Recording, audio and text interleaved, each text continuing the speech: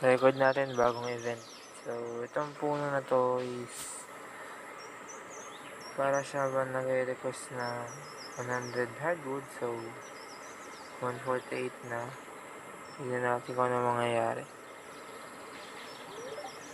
Use 100 pieces of hardwood to fix this stump. Sure, why not? So, ibang version na kasi to, updated to. Oh, what happened?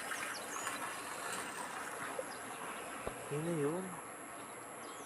May magde-decide na tumipat feeling ko sa size ng pinto niya.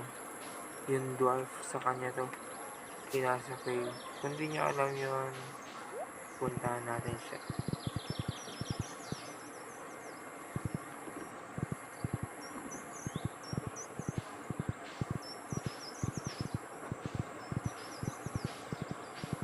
Ay, charot lang. Hindi pala ako nag-vlog. Sa prank.